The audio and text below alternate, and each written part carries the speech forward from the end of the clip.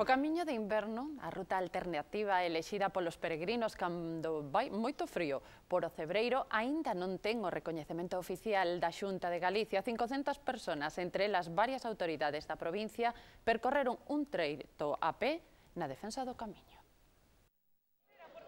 Centos de persoas, entre elas diversas autoridades da provincia, respaldaron a iniciativa da Asociación do Camiño Sur, na que se exixe ao Goberno autonómico a oficialidade do camiño de inverno como ruta xacobea. O que estamos reivindicando é que se axilicen cuanto antes eses trámites de oficialidade. Sabemos que a Xunta ten moitas cousas, sobre todo un ano xacobeo, pero ninguén pode perder tempo e estas comarcas non deben de perder máis tempo, deben de se potencializar e isto é un potencial tamén turístico que está aí e que se debe de aproveitar. Todo isto fomos recollendo paso a paso datos documentales que acreditan un camiño de peregrinación. Hai outras vías alternativas, como é o camiño de inverno, como é o camiño da Mariña ou como é o camiño primitivo que arranca desde a Fonsagrada, que son camiños alternativos que tamén enlazan ca tradición xacobea e que eu creo que deben ter un recoñecemento por parte do organismo competente, neste caso da Xunta de Galicia. O grupo percorreu 13 kilómetros do camiño que vai dende a igrexa románica de Cereixa en Pobra do Brollón ata Monforte, cada un, eso sí, o seu ritmo.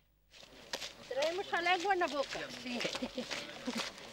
Pero gozando cada paso da riqueza natural que ofrece este camiño, elexido en inverno polos peregrinos como alternativa ao camiño francés. Merece que a xente venga, porque é moi bonito este sitio.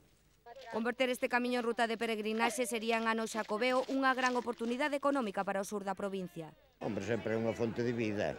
Sí, habían de ir surgindo chiringuitos, albergues, sempre unha cousa que dá vida.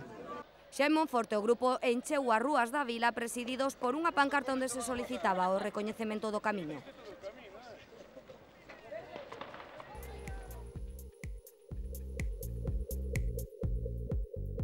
E seguimos no Cebreiro para falarlles do percorrido que fixo un grupo de veciños de Lugo polo camiño francés, outra das rutas xacobeas que atravesan a nosa provincia, neste caso da man do programa Kilómetro Cero a Compostela. Os participantes andiveron o treito que vai desde a provincia ao límite entre as provincias de Lugo e León ata o santuario de Santa María Real. Estes veciños de Lugo percorreron por primeira vez este treito do camiño con vistas espectaculares aos Ancares grazas a Kilómetro Cero a Compostela que promove a Deputación de Lugo. Nunca habíamos hecho nada, no. La verdad que, muy bien, todo espectacular, la verdad que las vistas preciosas. O hito que sinala a fronteira entre Lugo e León foi unha das fotos obrigadas para estes peregrinos por un día. De aquí para allí está el Castilla-León ya. En este cartel que pone aquí es Vega de Valcárcel, que se despide del peregrino y ya nos adentramos en Galicia. Valoran a experiencia de pisar o treito polo que entrarán este ano santo a Galicia milleiros de peregrinos de todo o mundo. Porque es una forma de conocer lo que tenemos en nuestro territorio y además es un espíritu de sacrificio, que no es malo hacerlo. A moitos destes participantes en Kilómetro Cero a Compostela esta iniciativa provincial motívaos para repetir experiencia. Yo sería una de las personas que si hubiera tramos varias veces haría el Camino de Santiago ahora, siempre fue mi ilusión. Lo que pasa que para hacerlo todo una vez nunca tuve esa oportunidad. A mí me gustó mucho esto, además que se ve un paisaje fabuloso. Fuimos hasta el límite del Camino de los Peregrinos hacia el límite de León y Castilla.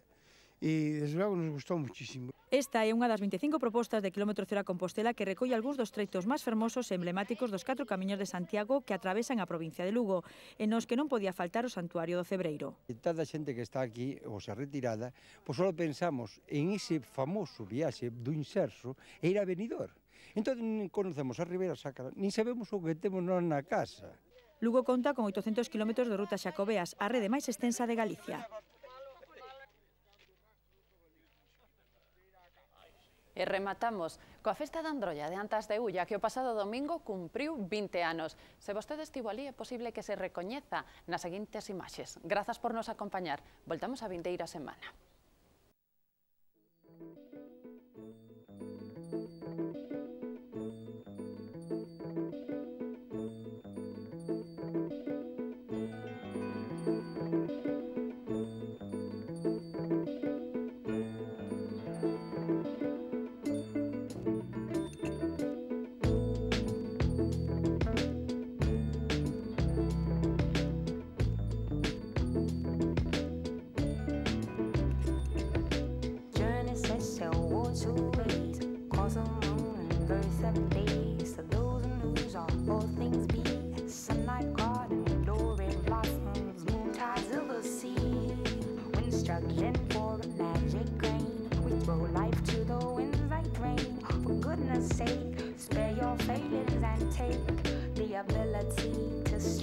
strengthen our spirit and stimulate our minds. Blossoms of days to come.